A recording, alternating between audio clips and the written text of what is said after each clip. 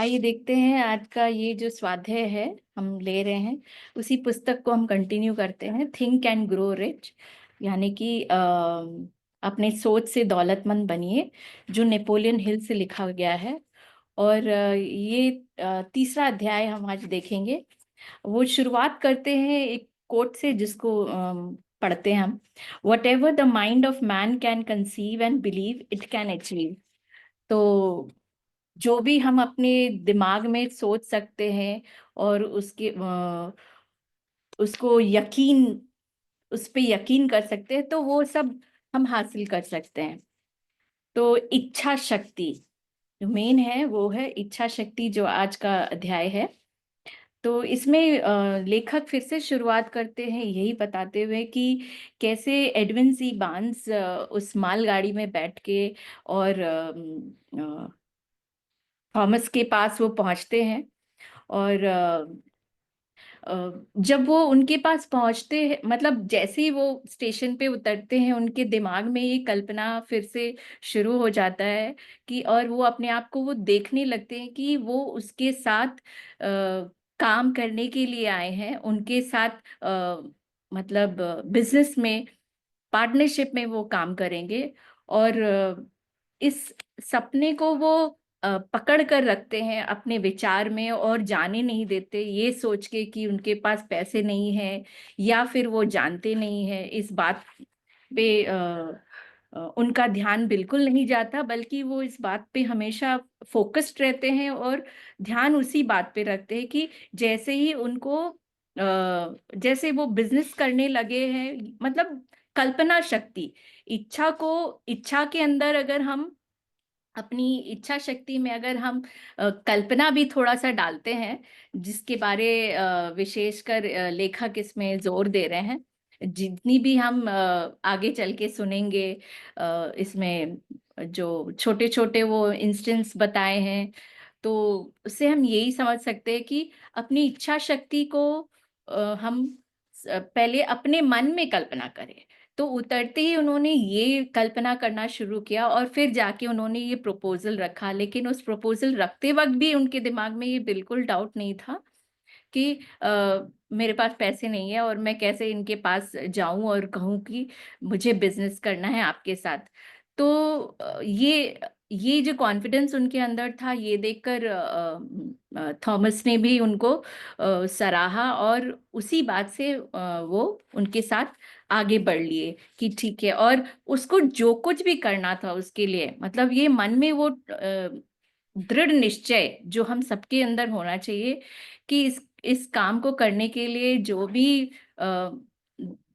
करना पड़े, एड़ी चोटी लगाना पड़े, जो भी करना पड़े, वो सब करेंगे जब तक कि हम वो अपने सपने को साकार ना होता हुआ देखे। तो ये दृढ़ निश्चय से उसको वो मौका मिला था, जब उसने वो एडिशन डिक्टेटिंग मशीन बेचकर, और वो इतना पैसा कमाया कि वो, मतलब जिसके पास पैसे नहीं थे रेल के किराए के लिए, उसने वो बिजनेस करने के लिए, मतलब जो धनराशि चाहिए होता था, जुटाया उस कमाई से। आगे फिर हम ये देखते हैं, इच्छा शक्ति के बारे ये बताते हैं लेखक की, एक बहुत प्रसिद्ध योद्धा है, उनका नाम उन्होंने नहीं बताया, और उनको युद्ध करना था। तो युद्ध करने के लिए वो अपने सैनिक को लेके नाव से पार लगा के उस जगह को जाते हैं जहाँ पे उनको युद्ध करना है। और उनको ये खबर थी कि जो ऑपोजिशन में है वो संख्या में ज्यादा है उनसे। तो जैसे ही ये लोग वहां पहुंचते हैं, ये योद्धा उनके सारे सैनिक के साथ और औजार और हथियार के साथ, नाव नाव को सारे नाव को वो आज्ञा देते कि आग लगा दो। तो अब और वो अपने सैनिकों को एड्रेस करते हुए बोलते हैं कि आप देख सकते हैं कि ये जल रहा है, यानी कि हमारे पास दो ही विकल्प है, या तो हम यहाँ पे मर जाए, या तो हम जीत सकते हैं, या हमें जीतना है ये युद्ध। दो ही विकल्प है। तो और मतलब इससे ये लेखक ये भी बताना चाहते हैं कि मतलब आप अपने पीछे जाने का रास्ता, मतलब विकल्प ना रखें। दृढ़ इच्छा शक्ति को पकड़े रहे और उस पे बने रहे। जो भी तन मन धन जो भी आप लगा सकते हैं उसको पाने के लिए उसमें अड़े रहें। और दूसरा विकल्प अपने दिमाग में ना लाए। और तीसरा वो छोटा सा और ये बताना है कि जिस युद्ध के लिए वो गए और ऐसा हुआ, योद्धा ने जो अपने नावों को आग लगा दिया, वो जीत कर आए वापस। तो ये इससे भी हम सीख सकते हैं कि अ, पीछे जाने का रास्ता बंद करके और अपने उस दृढ़ता से और लगन से वो युद्ध को लड़े और जीत गए, जबकि वो संख्या में कम थे। और तीसरा ये बताते हैं कि शिकागो में जहाँ पे मार्केट प्लेस था, शायद वहाँ आग लगी थी और उस आग लगने की वजह से काफी नुकसान हुआ। तो अगले दिन जब व्यापारी सब इकट्ठे हुए तो वो वहां पे गए और उन्होंने मतलब देखा कि बहुत भारी नुकसान हो गया है और काफी निराश हो गए। तो उसमें से एक जो व्यवसायिक थे, मतलब आपस में सब बात करने लगे तो उनका जो मेन वो निकला कि हम सब इस जगह को छोड़ के जाते हैं और कहीं देखते हैं कुछ करने का। लेकिन उसमें से एक जो था व्यवसायिक, वो दृढ़ था और उसने यही बोला कि मैं यहाँ पे दोबारा से एक ऊंची स्मारक निर्माण करूंगा। और ऐसा हुआ, उन्होंने बनवाया चाहे कितने भी आग लग जाए। उसको वो टेंशन ही नहीं था कि दोबारा से आग लगी, अगर दोबारा से लगेगी मैं फिर बनाऊंगा। वो इतना दृढ़ था और अपनी विल पावर को इतना स्ट्रांग रखा कि वो आज भी स्मारक वहाँ शिकागो में वो मार्केट प्लेस है, वो सुपरमार्केट है और वो काफी ऊंची बिल्डिंग है, वहाँ खड़ी है। तो और उसके अंदर वो इतनी दृढ़ इच्छा भी थी कि वो बिजनेस करे और आगे मतलब वो गिव अप नहीं किया ना, उसका स्पिरिट इतना स्ट्रांग था। तो इसके बाद लेखक बताते हैं कि हमको ये इच्छा शक्ति के दम पर अमीर बनने के लिए हमें जो कदम लेने चाहिए वो ताकि हम अपने सपने तक पहुंच सके, उसमें है छह छह ऐसे कदम बताएं जो हमको लेना चाहिए। और वो पहला है, अगर ये सब नोट करने वाली बात है तो इच्छा शक्ति के दम पर अमीर बनने के निम्नलिखित 6 कदम हैं जो आपको आपके सपने तक पहुंचा सकता है। पहला है, आप जितना धन कमाना चाहते हैं उसे निश्चित कर ले। यह कहना पर्याप्त नहीं है कि मुझे ढेर सारा पैसा कमाना है। यह राशि बिल्कुल निश्चित होनी चाहिए, जैसे 1 करोड़ जो भी आप चाहते हैं उसको एकदम डेफिनेट फिगर में अपने मन में सोचना है। दूसरा कदम ये बताते हैं कि ये निर्धारित कर ले कि इतना धन कमाने के लिए आप क्या कुछ कर गुजरने को तैयार है। ऐसा कोई भी नियम नहीं है जिससे बिना कुछ किए ही बहुत कुछ हासिल किया जा सके। तो वो कमाने के लिए आपको क्या क्या करना पड़ेगा, ये अपने मन में जरूर सोचे। और तीसरा उन्होंने बताया है कि एक निश्चित तारीख तय कर ले, आप कब तक वह धनराशि कमाना चाहते हैं।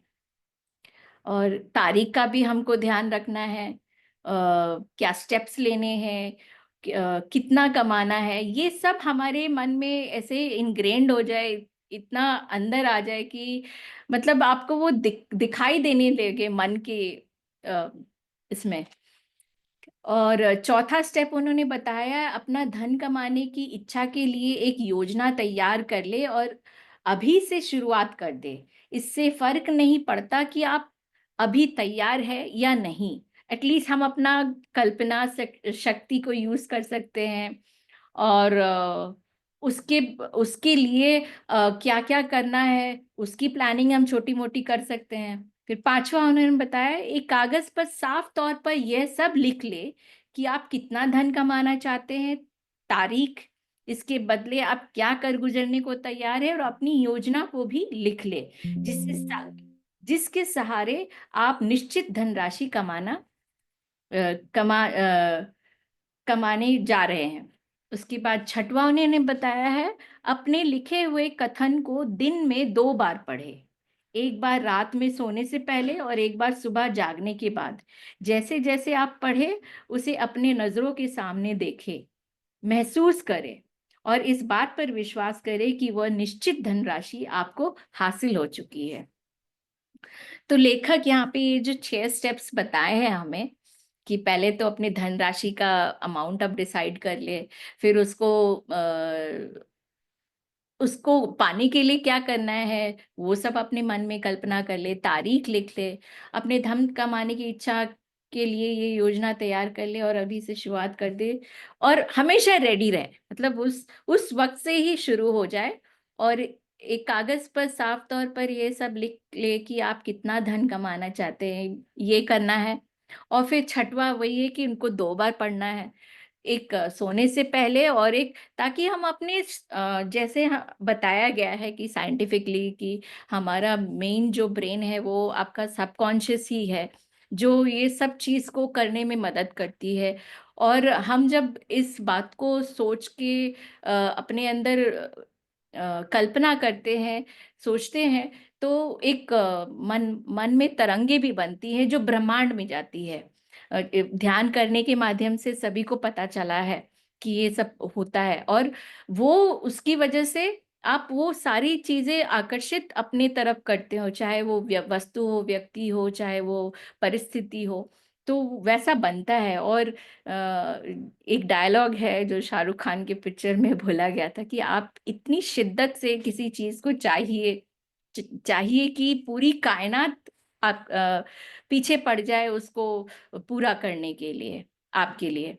तो इन सब वाक्यों से हम ये देख सकते हैं, समझ सकते हैं, और इन स्टेप्स को हमको बिल्कुल करना है। और वो ये कहते हैं कि छठवें वाले को तो एकदम से जरूरी करना है, क्योंकि जैसे मैंने आपको समझाया कि ये गुरुत्व आकर्षण कुछ बनता है, फील्ड, एक मैग्नेटिक फील्ड बनता है जो ब्रह्मांड पे जाता है, और ब्रह्मांड, और जैसे कि अभी हम ये भी सुनते हैं कि खुदा बाप, ईश्वर या ब्रह्मांड, जो भी कह लीजिए, आप जो भी चाहते हैं दिल से, अगर उसको मांगते हैं तो वो तथास्तु करते हैं हमेशा।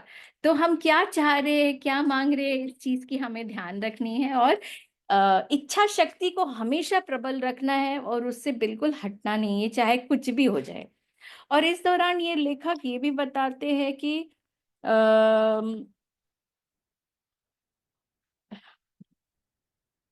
6 वेज हो गया।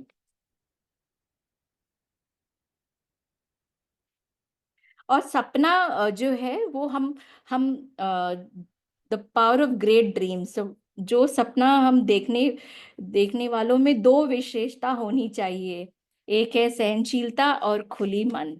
ये भी होना बहुत जरूरी है। जैसे कि पिछले चैप्टर में भी बताया था कि हम जिस चीज को कल्पना नहीं कर सकते उसको हम विश्वास नहीं करते हैं, और उसको हम मानना भी नहीं चाहते हैं। लेकिन यहाँ पे हमको अपना दिमाग थोड़ा खुला रखना है, और अपने अंदर वो सहनशीलता भी लानी है। और भी इसलिए बताते हैं क्योंकि जैसे हमको पता है कि थॉमस एल्वा एडिसन जो इलेक्ट्रिक बल्ब का आविष्कार किए थे, वो करीबन नहीं तो नहीं 1000 बार कोशिश किए तब जाके वो बना।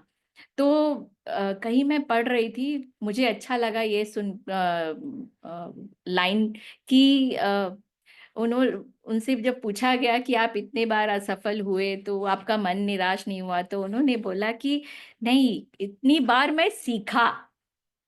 वो ये नहीं बोले कि मैं असफल हुआ, बट उन्होंने ये बोला कि मैंने इनसे इतनी बार सीखा।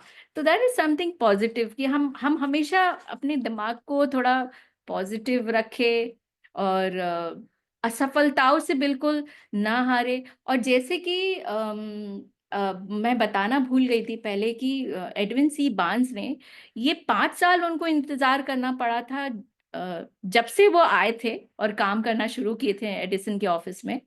उनको 5 साल इंतजार करना पड़ा था, तब जाके वो भागीदारी बने उनके साथ बिजनेस में।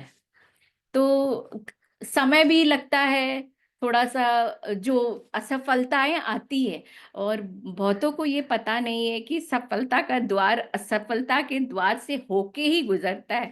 तो इन बातों को हमको ध्यान रखना है। और जो आप चाहते हैं, करते हैं, और आपके आसपास के लोग आपसे नेगेटिव कुछ बोलते हैं, तो उस उन बातों पे ध्यान नहीं देके बल्कि अपना फोकस अपने काम पे ही रखें, उसको नजरअंदाज करें, पकड़ के ना रखे, दिल मन में ना रखे। क्योंकि अगर ऐसा होता तो शायद आज हम लोग इलेक्ट्रिक बल्ब के नीचे नहीं पड़ रहे होते। तो, जैसे कि वो 1000 बार कोशिश करके फिर वहां तक पहुंचे हैं। तो ये है। और उसके बाद फिर लेखक हमको ये बताते हैं कि अपने अपने अंदर वो दूसरी साइड देखने की कोशिश करे, जो कि जैसे कि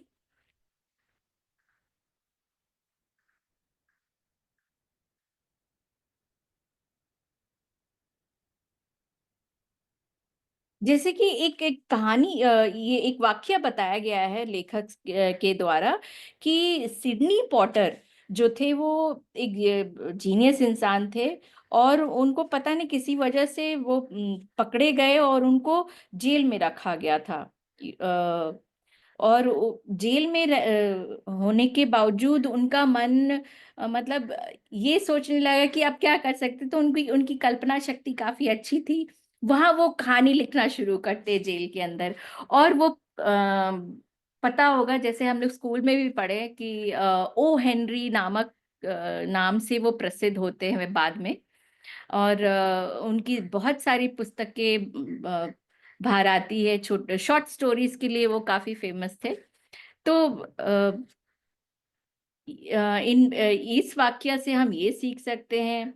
और फिर लेखक बताते हैं कि डीन कामिन डीन कामिन भी अपने लाइफ में उन्होंने वो जब क्या बताएंगे, युवक थे काफी, तभी उन्होंने ये सोचा कि उनको कुछ करना है मेडिकल फील्ड में। और उन्होंने आईबॉट नामक व्हील चेयर का आविष्कार किया, जो शायद आप कभी देखे होंगे। एक एक होता है मैनुअली ड्रिवन, जो पीछे चाहिए होता है किसी को कि पुश करे, और तभी वो इंसान जो मरीज है या जो पेशेंट है उस पे जा सकता है। और इन्होंने ये इजाद किया कि आईबॉट नामक व्हीलचेयर, जो खुद से रिमोट, मतलब हाथ में जो पेशेंट है उसका रिमोट रहेगा, तो उसको किसी की सहायता की जरूरत नहीं होगी, और वो आराम से चला सकता है इस गाड़ी को। तो उसके अंदर ये था कि मेडिकली एक रेवोल्यूशन लाए। तो उन्होंने वो किडनी के लिए डायलिसिस के लिए मशीन बनाया। फिर इंसुलिन के लिए वो इंसुलिन पंप डायबिटिक वालों के लिए बनाया। और बहुत सारे ऐसे आविष्कार उन्होंने फिर मतलब अपनी इच्छा शक्ति से और दृढ़ता से और कोशिश में लगे रहे, बने रहे, और ये हो पाया। तो एक क्रांति आई ना मेडिकल फील्ड में इसके द्वारा। फिर उन्होंने ये भी बताया कि हेनरी फोर्ड, जिसके बारे हमने बताया कि उनकी इच्छा थी कि बिना जानवरों की मतलब सहायता से हम लोग सवारी कर सके, तो जैसे कार का आविष्कार हुआ। और वो सफल हुए, और आज हर घर में, ऑलमोस्ट हर घर में, मिडिल क्लास तो अफोर्ड कर ही लेता है एक फोर व्हीलर्स। तो ये संभव हो पाया। जबकि उनके पास ना वो बहुत ज्यादा शिक्षित थे या अमीर घर से भी नहीं थे, लेकिन उनका वो जो सपना था वो साकार हो पाया। फिर वो एग्जाम्पल है एक मैकडोनल्ड्स के बारे में कि वो कैसे बना, जो एक्चुअली का नाम भूल रही हूँ मैं, मुझे याद नहीं आ रहा है। वो एक्चुअली शेक बनाते थे, मिल्क शेक बनाते थे। तो शेक ऐसे उनका शेक अच्छा लगने लगा लोगों को, और वो मतलब कुछ हद तक मतलब जो वो कमा रहे थे उसे ठीक ठाक उनका चल रहा था। बट ऐसे करते करते पता नहीं, ये बताया तो नहीं कि मुझे नाम याद नहीं आ रहा है उनका, जिन्होंने ये मैकडोनल्ड्स को स्टार्ट किया। तो वो ऑर्डर करते हैं उनसे कि मतलब मुझे इतने सारे तुम सप्लाई करो। फिर ये सप्लाई करते हैं और उनका तो बहुत अच्छा हो जाता है। उनका मैकडॉनल्ड्स के सारे चेन्स खुल गए हैं अभी। जैसे आप सभी कोई देख रहे हैं, इंडिया हो अब्रॉड हो, कहीं पे भी आपको मैकडॉनल्ड्स का चेन मिल जाता है।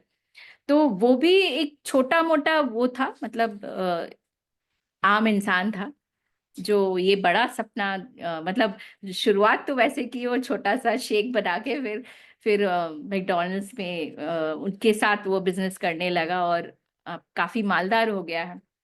इसी तरह बिल गेट्स के बारे में भी बताया कि उनको भी इच्छा थी कि मतलब ये जो है कंप्यूटर्स वगैरह ये सब जगह इस्तेमाल हो। तो अब हम ये अपने घरों में, स्कूलों में, अस्पतालों में, ऑफिस में, कॉलेजेस में, सब जगह हम देख रहे हैं। तो इन सारी इससे हम ये सीख और समझ ले सकते हैं और देख सकते हैं कि अपनी लाइफ में हम कैसे इसको यूज करें और इंस्पिरेशन ले, ताकि हम भी कुछ अच्छा कर सके। और इसके बाद लेखक बताते हैं, एक पोएट है जो ये बहुत अच्छे से समझाते हैं अपने पोएम्स में। पर ये इंग्लिश में अच्छा है, मैं हिंदी में तो पढ़ी हूँ लेकिन हिंदी में कुछ दमदार नहीं लगा, तो मैं ऐसे इंग्लिश में पढ़ती हूँ, अगर आपको ठीक लगे तो। I bargained with life for a penny, and life would pay no more. However, I begged at evening when I counted my scanty store. For life is just for life is a just employer. He gives you what you ask. But once you have set the wages, why you must bear the task. मतलब कि यहाँ पे वही बता रहे हैं, जैसे अब थोड़ी देर पहले मैंने बताया था कि ब्रह्मांड सुनता है हर वो जो आपके दिमाग में चल रहा है, जो आप बहुत शिद्दत से चाह रहे हैं, जो इच्छा रखते हैं, तो वो तथास्तु करता है। तो इसमें वही है, I work for a menial hire only to learn dismayed that any wages I had asked for life, life would have willingly paid. मतलब कि आप क्या दिमाग में जितना आप सोच सकते हैं उतना आप सोचिए, उतना उस बात को अपने अंदर विश्वास के साथ, दृढ़ता के साथ, मजबूती सोच के साथ पकड़े रहिए और कल्पना करते रहिए और योजना बनाते रहिए, तो हम वहां तक जरूर पहुंचेंगे। चाहे अ, उन दो एग्जाम्पल्स में जैसे बताया कि उसको 5 साल वेट करना पड़ा थॉमस के साथ बिजनेस करने के लिए, और वो उस वक्त अपने आप को ड्रेन नहीं किया वो नेगेटिव थॉट से कि मैं, मतलब विकल्प, जो वो विकल्प हमको अपने दिमाग में कभी लाना नहीं है। फिर लेखक हमको बताते हैं कि desire with outfit mother nature, जो उस सब टाइटल के अंदर वो बताते हैं कि उन्होंने ये एग्जाम्पल दिया है कि जब वो बाप बने थे, एक्चुअली शुरुआत वैसे नहीं होता है, शुरुआत तो ऐसे होता है कि एक बच्चा था और वो न्यू बॉर्न बेबी, लेकिन उस जैसे हमारा फिजिकल कान होता है उसके कान नहीं थे। और ये होता है लेखक का बेटा। तो जब लेखक को ये पता चलता है कि उसके तो फिजिकल कान नहीं है, तो डॉक्टर ने बोल दिया था कि ये बच्चा तो आपका जो है ये गूंगा और बहरा रहेगा जिंदगी भर, क्योंकि इसके तो कान ही नहीं है। कान होते तो शायद हम लोग कुछ आगे देख पाते, सोच पाते, कर पाते इसके लिए कुछ, लेकिन क्योंकि नहीं है कान तो ये बिल्कुल सुन नहीं पाएगा। लेकिन लेखक इतना डिटर्मिन्ड थे, नेपोलियन हिल, उसने बताया कि मैं अपने मन में उसी वक्त ये सोचने लगा और निश्चय करने लगा कि अम, ये बिल्कुल नहीं ऐसा होगा, मेरा बेटा नॉर्मल सुनेगा और बोलेगा भी। तो वो काफी कोशिश के बाद वो क्या करते थे कि उन्होंने देखा कि जब वो छोटा था ना, तो कुछ जैसे ये म्यूजिक रेडियो के लिए वो चला रहा है, तो वो अपने दांत को ना, मतलब कोने पे लगा लेता था उस इंस्ट्रूमेंट को। और तो उसको वो बोन कंडक्शन के बारे पता चला कि बोन कंडक्शन नाम की कुछ चीज भी होती है, जिससे शायद उससे वो फ्रीक्वेंसी वाइब्रेशन कैच करता होगा, जिससे कुछ कुछ तो अंदर होता होगा उसको। फिर ये देख के उसके मन में आशा जागी कि हाँ जरूर मेरा बेटा मतलब नॉर्मल हो सकता है। उसके जो इच्छा थी कि वो नॉर्मल रहे बिल्कुल, कोई विशेष स्कूल में ना जाए और गूंगे बहरे बेचारा वाला नहीं हो। तो वो उसको रात में कहानी भी सुनाने लगे, तो कहानी में भी उसकी यही मैसेज होती थी कि मतलब बेटा तुम नॉर्मल हो, और ये जो तुम्हारा जो डिसेबिलिटी है ये तुम्हारे लिए सबसे बड़ा एडवांटेज का काम करेगा। तो ये वो अपने कहानियों में भी मैसेज डालते रहते थे और उसको सुनाते रहते थे। तो बच्चों ये बच्चे के मन में एकदम घर कर गया। और जैसे कि जब वो 7 साल का हुआ, तब तब उसकी मन में वो भी इच्छा हुई कि और ये लेखक जो है वो कहते हैं कि आप ना अपने भाई से भी अच्छा करोगे लाइफ में। तो वो बच्चे के अंदर उत्सुकता हुई कि मैं भी कमा के देखूं, क्योंकि मेरा भाई कमाता है और मेरे पापा कहते हैं कि मैं उससे भी अच्छा करूंगा। तो एक दिन वो ऐसे ही, अपनी मम्मी से इजाजत मांगता है कि मैं ऐसे न्यूज़पेपर का बिजनेस होता है उनका। तो उसकी माँ मना कर देती है। वो ये सोचती है कि उसको तो सुनाई वनाई देता नहीं है, तो ये कैसे करेगा। तो मना कर देती, लेकिन उसके अंदर इतनी प्रबल इच्छा थी कि वो छोटा बच्चा खिड़की से कूद के घर से बाहर जाकर और एक मोची वाले से 6 सेंट का उधार लेता है। उधार लेके वो न्यूज़पेपर खरीदता है, फिर बेचता है। और और ऐसे करके खरीदता बेचता उस दिन वो इतना करता है कि करीबन वो 6 सेंट उधार लेता है, लेकिन उसके हाथ में at the end of the day 42 cents बचते हैं, और वो लेके घर आ जाता है। और जब लेखक और उसकी पत्नी उसके कमरे में जाते हैं तो देखता है कि वो सोया पड़ा हुआ है। और जब उसकी माँ उसके हाथ को खोलती है तो उसके हाथ से वो पैसे गिरते हैं, और वो खुशी से मतलब वो तो बेचारा वाला फीलिंग उसको था। लेकिन लेखक के मन में था कि जो मैंने सोचा था कि मेरा बेटा नॉर्मल हो, सुन सके, कर सके, और वो ये भी बोला था कि उसके बड़े वाले बेटे से वो अच्छा होगा, तो ये एक तरह से प्रूव हो गया और उसको भी कॉन्फिडेंस आ गया, और वो लगे रहे फिर भी अपने बेटे के ऊपर कि काम करते रहे। और उसके बाद फिर उनको वो मशीन्स, तो ऐसे ही वो स्कूल कॉलेज, और वो ये भी कहते थे उनके कान में कि देखो तुम्हारा ये जो कमजोरी है, जो कमी है ना, ये तुम्हारा एडवांटेज होगा औरों पे, क्योंकि सब तुम्हारे पे फोकस करेंगे और तुमको सहानुभूति भी मिलेगी, थोड़ी सी हेल्प मिलेगी, लोग ज्यादा ध्यान देंगे इस चीज पे। और सही में उसको स्कूल कॉलेज सब जगह उसको वो अटेंशन मिला। और जब उनको सुनना होता था ना, उनको तो वैसे नॉर्मली सुनाई नहीं देता था, लेकिन जब कोई भी उसके पास आता था और उसके कान के पास जोर से बोलता था, जबकि कान तो थे नहीं, बट हाँ मतलब समथिंग लाइक कमिंग क्लोज, और कहते थे तो उसको सुनाई पड़ता था सही से।